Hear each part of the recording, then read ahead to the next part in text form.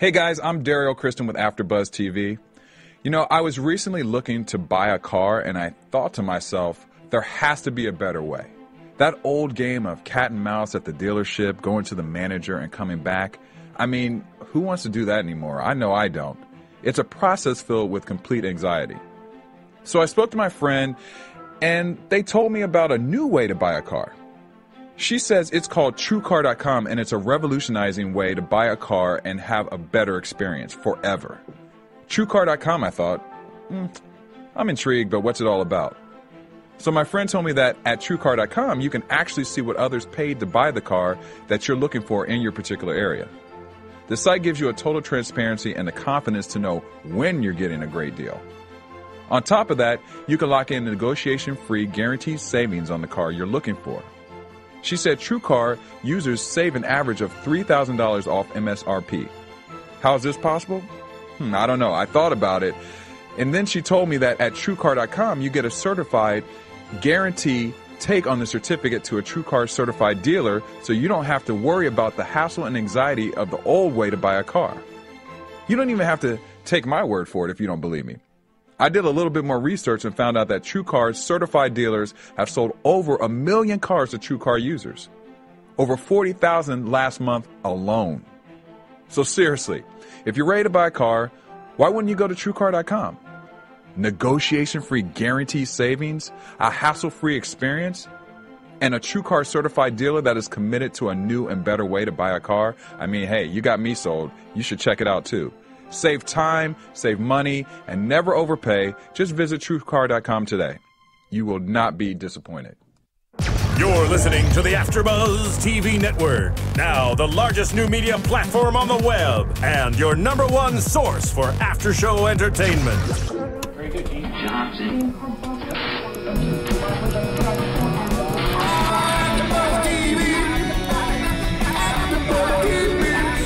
The AfterBuzz Studios in Los Angeles, California. Presented by Maria Menounos and streaming live thanks to Akamai Technologies. This is AfterBuzz TV's Parenthood After Show.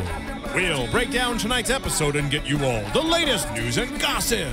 And now, another post-game wrap-up show for your favorite TV show. It's AfterBuzz TV's Parenthood After Show.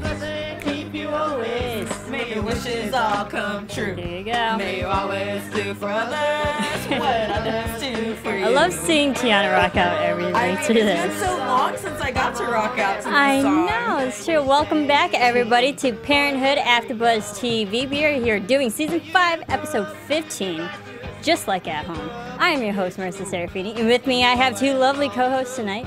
Hello, everyone. I am Tiana Hobson. And I am Elena Jordan. So what did you think of this episode? I mean, we've been off for 3 weeks because the Olympics, which were amazing, by the way, despite Americans didn't really do that great. But overall, I mean, I digress. Olympics were awesome. And I'm just so happy that Parenthood's back. What did you think of tonight's episode? I thought tonight's episode was a nice setup to a lot of things. It was a lot of information, but I didn't really feel like anything happened so much as it was just a lot of things, small things, a lot of conversations, but not necessarily, you know, big events that were happening. Like another filler kind of episode? Yeah. It's leading up to a lot of things, so. What did you think? I agree, but I thought it was a great episode to come back to because it has the Braverman love and all the reasons that you come back and watch the show and fall in love with all the characters. I love this episode. Yeah. So much love in this family. It's just like you go away from your family for 3 weeks and then you come back and then everyone's just like so supportive of each other, and that's why I love this family, and I'm sure all of us do. So, you know, let's just start off with Adam and Christina. They're on this nice spa getaway in this one place called Mendocino. I don't know if that's a real place. I hope it is. That looks like a really cool place. Yeah, I think it's up in Northern California. Northern? Yeah. It looked northern. There was more countryside area to it. But they're having a nice getaway weekend, steaming, and kind of go skinny dipping in the hot tub they there. had sex twice. Yeah, So that they did. 2.5. 2.5, kind of. Yeah. And also they're doing that mud bath thing. I mean, that must have been so fun to film. I don't know. What'd you The think? mud probably smelled bad. That's what I think. I don't know. Probably I not. don't like mud baths, but that's just me. I thought that'd probably be relaxing. I could see myself doing they that. deserve it. You know, they've been through so much with Absolutely. the campaign and the cancer, and so they needed some time for just them to sort of get away and just be with each other and kind of refocus their relationship. And you know, Christina got a chance to really, you know, say thank you for Yes, everything that that was Adam has sweet. done. And so it was really sweet. And I love that they actually got to get away. They got to get away from the kids and, Mm-hmm. you know, just had some adult time. And they did adult things. So Very adult, no kids in anywhere around them, and it seemed like a really nice, much needed vacation, especially after everything that just went. I think the last time we saw them have a kind of date night, they egged the bulletin, the big billboard Yeah. of, you know, Bob Little. Bob Little. But it's nice to see their relationship, that everything they've been through together, they're still together and they're still happy and they still make it work with each other. And obviously Christina's very thankful for everything that has gone on, and she almost lost her life due to the cancer. But it's nice that they actually take the time to appreciate everything they've gone through, and they're just together. I thought that was very sweet. yeah, Talk definitely. about love. That's the perfect example. Them holding hands in the mud. Yeah. I Yeah. love it. Yeah. You can hold them when they're muddy, then you can hold them forever. If I'm gonna be so stuck in the mud, romantic. there's no one I'd rather be stuck with than you. That was sweet. So slimy, but so romantic. It really was.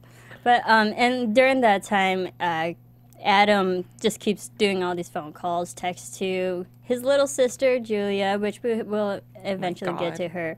But so they're on this relaxing vacation, but yet Adam's still kind of pulling away. But Christina understands. So, but it was nice to see them two to spend some quality time together. Sarah and Hank, oh my goodness, Hank. Okay, did you think that was right of Hank to mess with Sarah's photos No. in the way that he did? No. No. Because in a real workplace, if I went into my boss's files after my boss had gone home for the evening and changed up a bunch of stuff for a presentation that my boss then had to give, I would get fired. I know in the movies and on TV shows, you know, it's like, oh, you go in and change things and then they're surprised by it and they love it and, you know, you're the next biggest thing. But in real life, my butt would be fired and there'd be no questions asked. So I don't think he should have done that. But I do love that he thought that it was an emergency, that he called his therapist and he was like, Sarah's mad at me, it's an emergency. Yeah, that was cute. So that at least shows that he's trying. He's trying. Yeah. And it was interesting, the difference between Hank and Carl, because Hank says he did not like the taco truck to the point where he literally photoshopped the taco truck out of every one of Sarah's photos. And then Carl actually enjoyed the taco truck. So just the completely two opposite It people. inspired Carl to have a whole date planned around this taco truck. Yeah. I mean, Which what's was better sweet, than 'cause that? She said those Taco were her and beer. favorite. Yeah, She said the ones taco. with the taco truck were her favorite. Yeah. Tacos and beer Taco and beer. and Carl. It's a metaphor for the whole relationship. It really is. Her favorite things. He plays them up. Hank. Do you like Has them to two Photoshop together them now out. after we've spent some good quality time with them two just alone? Like, kind of saying it's a dinner, not a date. But at the end of that dinner, it felt like a date. I love Sarah and Carl. I am pro them happening. Okay. I never really liked Sarah with Hank. And I don't know if it's the way that her and Hank kind of got together, or what, but I've never been a fan of Sarah and Hank. I want Sarah to be with Carl. My heart will always be with Mark. Well, yeah, I mean, Okay, that's Well, that's But who she really should if be it's with. Hank or Carl, I'm going Carl. okay. I like Carl too. So I approve of this Doctor relationship. saves babies. I Come mean, on. what's more sexier than a doctor saving babies? I can't think of many things, Marissa. I know. Can't think of many It's a things. hard question. It's a hard question. But it got to the point where Hank altered Sarah's photos. Sarah's not happy. They have a little blow up. And Sarah walks out, wants to get coffee. It just reminded me of a Lorelai Gilmore moment. Just saying. But Hank, he feels guilty. He calls up Dr. Pelican says it's an emergency when it's not. But, and so Pelican's like helping him say all these words, how to, purposely, like, how to meaningful apology to Sarah. And it really reminded me of how Adam tells Max how to apologize to people when he does something. It was very much in the same way. What did you think? I thought the same thing about how Max has to do that too.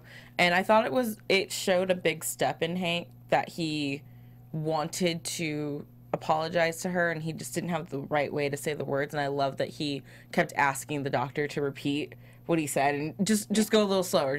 I'm not going to use the exact words, but just go a little slower so I can write this down. But even like how to say apology, you have to have eye contact. We've heard that with Adam and Max. You have to have eye contact. So it was very much the exact same thing. And this episode showed that Hank has finally come to the realization and the belief that he does have Asperger's. I mean, he even told Sarah that, he's been seeing the doctor and, after reading the book and everything. So he's, telling, I guess, opening up more in that way too, at least to Sarah, which I do admire about Hank. For all the Hank lovers out there, I'm not a Hank hater.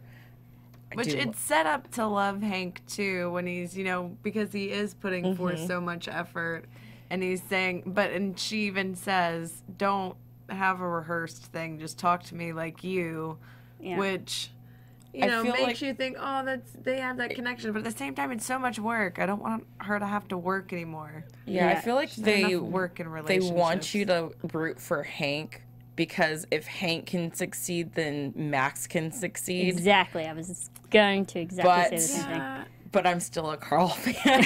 Yeah, I want Max to succeed. I want Hank to succeed. But that doesn't mean that Sarah should get dragged down into a relationship that's going to be more trouble than it's worth for her. That's true. I mean, it's nice to see Hank has that self-awareness and acceptance that he does have it. And it gives the audience that glimmer of hope that it can turn out okay. And Max can turn out maybe not the same way, but he has a chance to overcome his struggles and still have that life that he can live as normally as he can. Yeah. So it was nice to see that arc. Yeah, I just think that Sarah right now needs something. All her relationships have a struggle. And right now, Carl isn't really a struggle. I mean, we probably will find out more about him. He might turn out to be a horrible guy. Right. But as of right now, he's not. And he's easy and simple. And it's not just like a whirlwind roller coaster like most of her relationships. So I think that's why Carl is, a nice, simple guy for Sarah. She needs structure right now. Agreed. And I just want to take a quick moment to thank everyone on iTunes and on YouTube for commenting, rating, subscribing to our awesome show, Parenthood. And shout out to Dynamite Jacqueline. Yeah. She tweets at us a lot about Parenthood. She loves the show as much as we do, so follow her on Twitter. Hi. I'm so glad Parenthood is back, and I think all of us are just happy to see Braverman are back. So please just go to AfterBuzz TV, go to iTunes, type in AfterBuzz TV Parenthood, rate, comment, subscribe, leave 5 stars. We love this show, and I hope you love us too. It is how we grow here at AfterBuzz, and we'll bring you more shows. I mean, the winter season is just upon us. Or it's already going, but more shows are coming. Winter is coming. Winter is coming. More shows Game of Thrones reference. All right, so Drew and Amy. Amy is still living at the dorm. How freaking long has it been now? Too long. It's been a couple weeks. Too long. Well, it was like a couple of weeks the last time we saw them. 3 weeks have passed now. If they're going real time, then it's been more than a month now, about 5-6 weeks. But I think he said he still said a couple weeks in the episode when he was asked about the timeline. So I don't think they jumped the 3 weeks with us. Okay. Well, it felt like 3 weeks. It feels like she's been there all semester. A long time. And a long enough time for Drew to realize there's something bigger going on here. I mean, it's not just about dropping out of Tufts, but that she's having problems with her family and problem communicating. And the one thing Braverman family does so well is communicate. Yep. And it was good to see Drew figure that out. Yeah, it was very insightful of Drew to pick up on that. I'm not sure most guys would have. You know, most guys would have just been like, oh, she's being clingy, and Most guys aren't braver. Yeah, most guys are braver men. That is true. But I did love that he went to his sister for advice. My one question for that, because Amy was following him everywhere and walking him to every single class and knew his schedule better than he did. Yeah. How did he escape the campus to make it to his sister's house without her knowing? I'm just saying he might be a samurai. That's all I'm saying. He might have left during lunch. Maybe he ditched a class. He let her drop him off at class, and then he snuck out the back door to go see his sister. This is like, I mean, that's what I was I think thinking. he probably just said, "Hey, I'm gonna go see my sister." Why would he do something stay that here. easy? That's sure. You want to do it the easy way over here. Maybe. But it was nice to see Drew and Amber talk that out, and Amber giving Drew some advice, and then Drew finally giving Amy some advice on how to confront her parents and actually discuss out her problems, because Drew talked to Sarah a few episodes back about the whole abortion in the previous season, actually. And but the realization that talking to someone does help everything. And Amy hasn't talked to anyone about it, and she needs to. And then I think especially for young people, especially college people, where you're still angsty but you're by yourself, you don't have your parents around you to help you in that everyday problem life that you're so used to growing up. It's nice to still talk to your parents. I mean, God, I talk to my parents all the freaking time. Yeah. And I can't imagine not having that communication. So it's good for Amy to have that. And Drew points that out. Yeah, and it's a good thing that he did. She definitely needed someone to talk to, because from what it sounds like, she hasn't spoken to anyone, not even her friends, about this. And she's an only child, right? I believe so. Yeah. Okay, so she's an only child, so it's not like how She's when been Drew harboring was the whole going thing through it, he herself. had his sister there, you know, and then he opened up to his mom. Amy had no one to speak to about it except for Drew. Probably makes Who it she- harder for yeah. her to communicate, because people with siblings, they have a better ways of communication, being more social Yeah. in that way. Because even if you don't want to go to your parent, you have a sibling there for you to be with you. You know, you have some family connection to kind of talk to, who's not going to judge you, who's still going to love you despite your faults. Yeah. What did you think about it? I just love all the scenes that have Drew and Amber together too, because they have such a great They're on-camera so chemistry. cute. And Because I'll they get live- more. yeah, Yeah, they I'll get live more into together. news Yeah, and they live gossip, but together. there is something about those I just two. love seeing them anytime that they're on camera together, because it's like seeing a mini version of Sarah with Adam. You know? Yeah, it really is. There was a lot of sibling love in this There was episode. a lot. It We'll made get to me that. actually be like, oh, I love my siblings I too. teared up. I got all misty. I am. I mean, it was great. So Drew drops Amy off. Finally, pretty much I shouldn't say force, that's not the best term, but really helps Amy to finally confront her parents to talk about this, because it needs to be done. So that was good on Drew to do that. And Natalie, man, just being like, you know, she's been hanging here, clinging on to you, but that's such the civilian way of seeing it and not realizing the bigger picture like Drew did. So I don't know. Natalie's annoying. seemed- She but I needs to think go away cracks too. me up. I'm going to defend Natalie in this moment, because she doesn't know Amy or Amy and Drew's situation. So I Yes. think that as the sort of jealous ex snuggle buddy, she's seeing it with all the information that she has presented to her. Yeah. And the information to her is that this girl came home to visit from Tufts and hasn't gone back, and is living in the dorms instead of going to stay with her parents. Like, that's weird. Even like by normal standards, that's just kind of unusual to I- go live in someone else's dorm. I thought Natalie was going to go to a person, what do you call RA? that? RA. I couldn't think of the word. The representatives, and like complain about Amy and get her kicked Crazy out. knows Well, crazy. I if thought they she- were going to go that way. Well, if she had done that, then she would never get in Drew's pants again. And she Exactly. definitely wants to get That back is in those. true. So And That she's is a she had to be manipulation smart about the way she master. got rid of Amy. I love that scene where he's literally sandwiched between crazy. Like, Natalie's spewing her crazy talk, and then Amy comes around the corner. I heard your voice in the hallway. I'm What's going everywhere. on? Did I hear my name? She just shows up everywhere.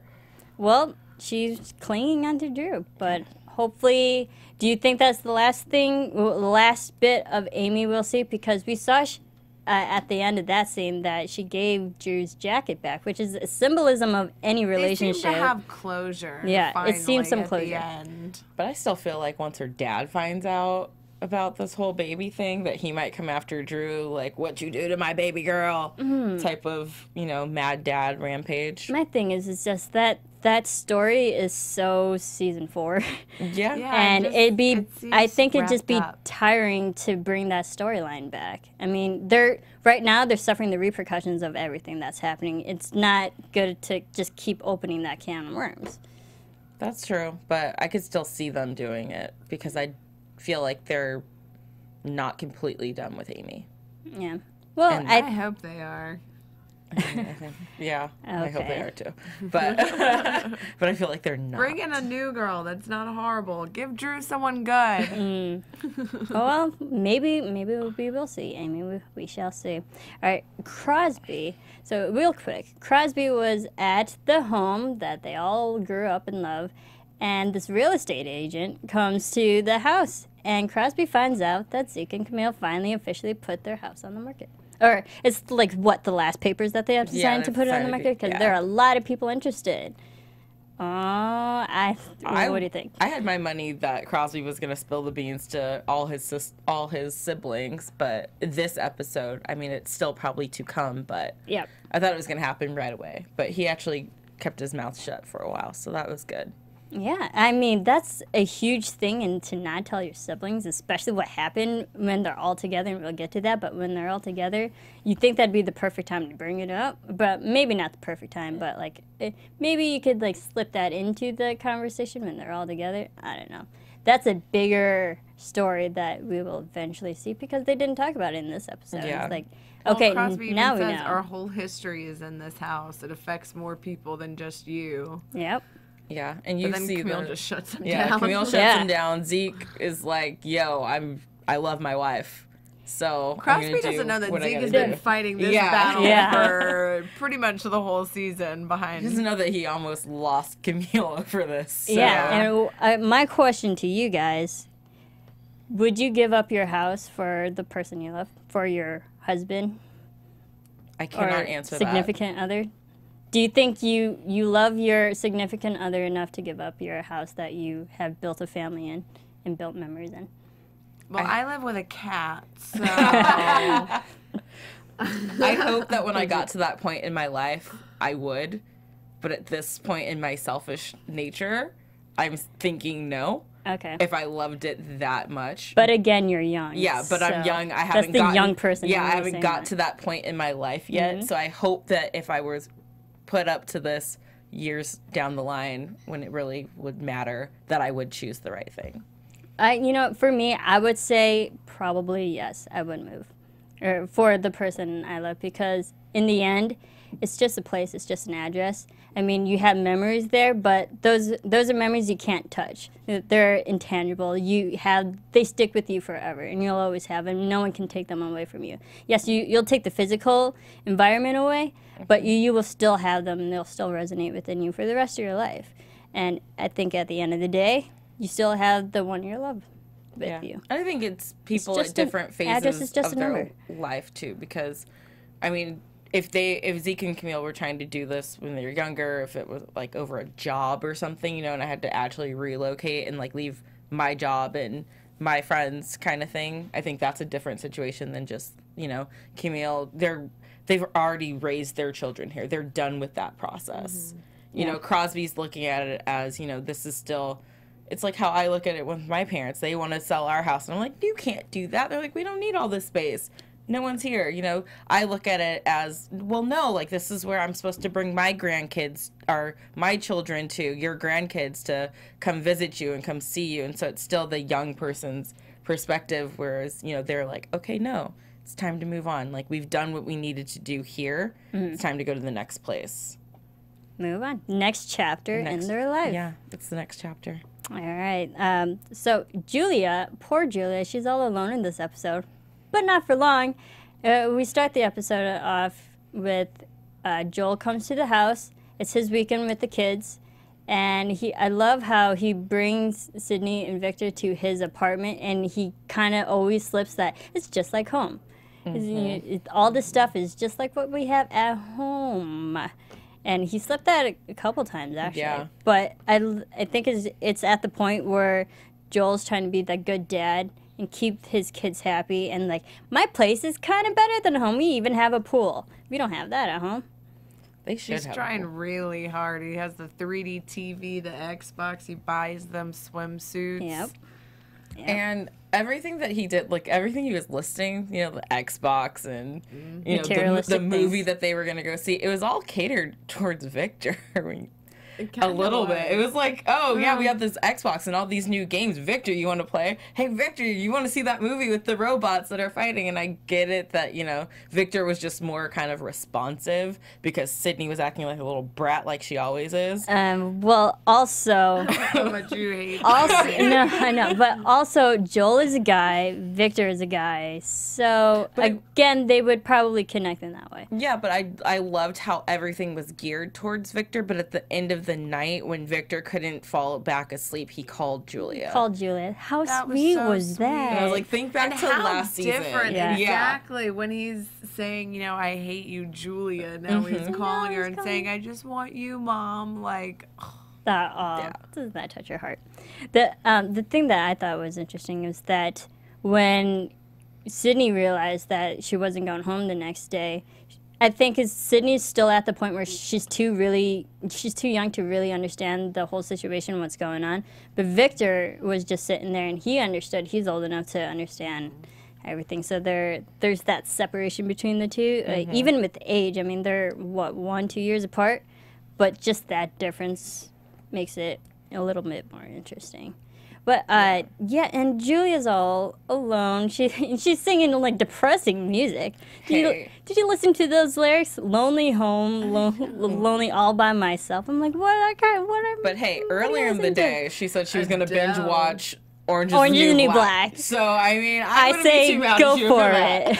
You know, if I spent my day alone watching Orange is the New Black, I'd be like, yes, best day ever. I say go for it because Orange is the New Black is a great show, and I told Tiana, I was like, Tiana, you gotta watch this show. Yeah, so you know what, Juliet, just go.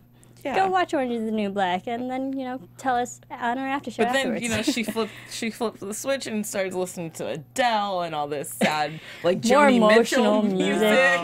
You know, it's so sad, and she's all alone heating up. What was she even heating up in the microwave? It looks so sad. It's like a frozen dinner. Yeah, like a frozen dinner. But then here comes To the Rescue, all her siblings. Oh, how sweet was that? And I loved it how Sarah, and they all just come one by one, and Sarah and Crosby are like, you're the better sister, you're the better sibling, and that they all thought individually to come over to give Julia some company. And then Adam comes after his nice spot, and he gets the fever. He gets the fever. I mean, I love it when they all just get the fever and start dancing.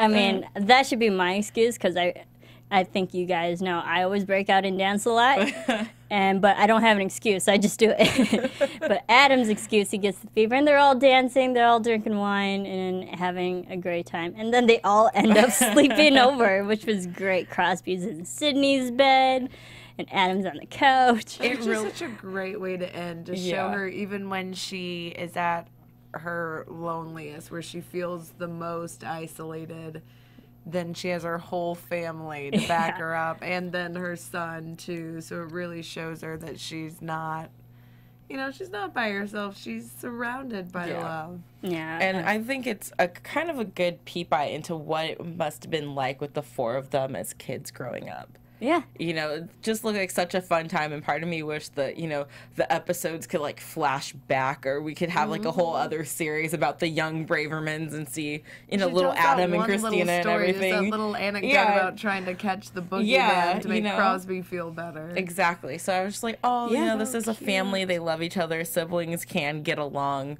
through the good and the bad, you know, we always have each other's backs, and that was beautiful to see. Yeah, and I loved how they're all sleeping in each other's bed, giving each other comfort. And then, you know, Sydney went into her dad's bed. I'm like, and at the end of it, I'm like, does anyone sleep in their own bed? Nope. It was pretty cute to watch. But overall, great episode. I love the family dynamic. Yeah, and then that all the happened. grandkids. Yes, all the grandkids are making s'mores. Making s'mores over I at want Grandma and s'mores. Grandpa's. I was kind of was hoping that sweet. would make Zeke and Camille kind of change their mind about wanting to sell the house. I know. They're like, oh, look, the family loves it here. We can't get rid of this place, but it's beautiful to see, too. It was nice to have the older sibling generation together and then the younger sibling or cousin generation together. Just that all those different levels still on the same level of, like, love and affection for each other. That was really sweet. But, all right, what is there anything else about this episode that you guys want to talk about? I think I said everything. That's a great episode, you know. So, you know what? Team Braverman. Yeah, Team Braverman. Gotta love it. You know what? Let's get into some news, shall we? The thing hung. Great. I'll do our own explosion. News. AFTERBUZZ TV. There we go. All right. We have a couple photos, but before we get to them, some interesting news about Parenthood. Zachary Knighton, he's going to join Parenthood for a major arc. Apparently, Knighton will appear in a major season ending as Evan Knight, a hip new teacher at the school Christina founded, who catches the eye of Julia. What? Is Julia getting a new love interest? What? I don't know how I feel about that. I feel like that will get Adam back. No, not Adam. Sorry. Joel back? That'll get Joel like, back. Do you think? I Yeah. don't know, maybe a little, maybe it'll ignite something in him. Like, you get your hands off my woman. Well, do I you don't know. And he'll It come didn't back work out home. with do you Ed. think it's too soon to have another guy in Julia's life? Because the first guy that came, Ed, messed up her relationship, or helped mess up her relationship. Do you think it's too soon to have another guy come back in, maybe to help her relationship? No, because I love when they cast these kinds of things and they say, you know, a potential love interest, just to kind of get everyone thinking that she's going to jump into a relationship. I don't think it'll be anything like that. I think it'll be maybe, you know, more subtle, a friendship that, you know, eventually blossoms. I don't think Julia wants a new relationship right now, especially with the kids still dealing with how their parents are, you know, separated and stuff. So It's true, because the show is very true to life. It's not soap opera. Yeah. So it's very, I can see her being very, very slow and and cautious. I don't think she'd bring anyone in unless she was for sure about it, just because Sydney's a brat and will make a big deal out of it. I'm talking about Sydney the character, not Sydney the little girl who kid. plays her. All right. And, oh, you know what? Well, yeah, let's just go to the photos right now. Erica Christensen, I love reading her Twitter and Instagram. She tweeted a photo. It has Zachary Knighton, that's Zachary on the left, and Adam and Christina. They're there behind the scenes. Police department? Yeah, police department. Oh, I someone don't know getting what's going arrested on on. Parenthood? I don't know what's going on. What? And I think we have one more. My money's on Jabbar. It was Jabbar who got arrested, guys. But she says last day on Parenthood, thankful for all the huge send-offs, so something else. And then she tweeted another photo with her and May and Drew just having fun in this photo booth. They're so fun together. I mean, I love those kind of fun photos. And then one more thing. As you know, I mean, I think immediately when I found out about this information, I texted you guys. Sarah Ramos, who plays Hattie, is coming back. Hattie's coming home. Finally. I mean, we've been talking about her. we've been talking about her. It's like, where the heck did Hattie go? I mean, she went to college, but there's like no follow-up to her. But actually, Ramos was taken off a contract at Parenthood at the end of the show's third season as a character, transitioned to college, which was, you know, a good way to send off her character. But she is coming back in one episode in the finale, season 5 finale, and it will mark her first appearance in a year, that's kind of sad. It's been a year? Well, she was in an episode last season, but she hasn't been for in any... Christina's... Yeah, for Christina's... cancer news. Yeah, the cancer news, but she hasn't been back for any this season, so yeah, it's been a year. But, I mean, it makes sense, you know. I kind of hate it when stories send a kid to college and then bring them back right away. Like, you know, just that she's over there, she's in college. They could bring her up every now and then, let her come visit home a little more often. But, you know, they're sticking with it that she's there in school. And the cast is probably too big to afford her. I do miss Hattie, even though she was that teenager angsty. I mean, when you're a teenager, you're always going to be emotionally angsty. But I wish we could have seen her, the female perspective, on her version of college. Because we see Drew's life at his college, but I kind of want to see the woman's perspective. Yeah. Well, I think it's going to be interesting to see how her character has changed, too, since where we've last seen her. Versus when she comes back. I hope it's not just, you know, like, oh, Mom, Dad, I missed you so much. And then that's all there is to it. No, I feel like she's going to come back and be completely different. Yeah, I want to see something happening with Hattie.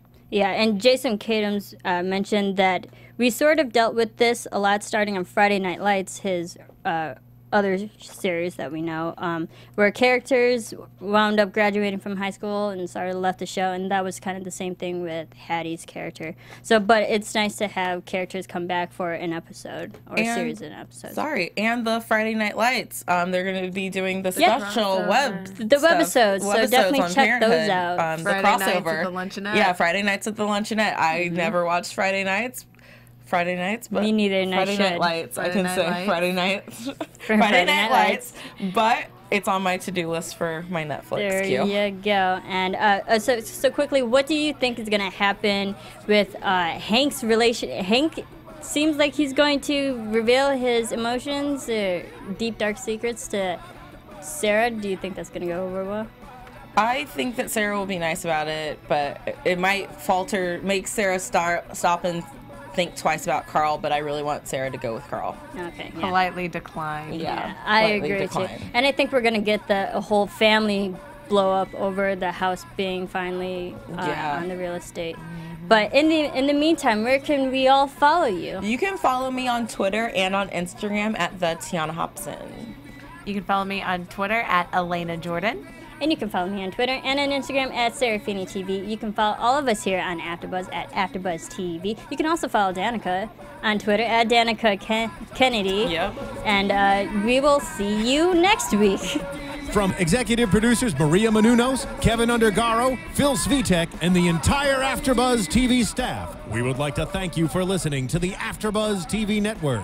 To watch or listen to other after shows and post comments or questions, be sure to visit AfterBuzzTV.com. I'm Sir Richard Wentworth, and this has been a presentation of AfterBuzz TV. Buzz you later. The views expressed herein are those of the hosts only and do not necessarily reflect the views of AfterBuzz TV or its owners or principals.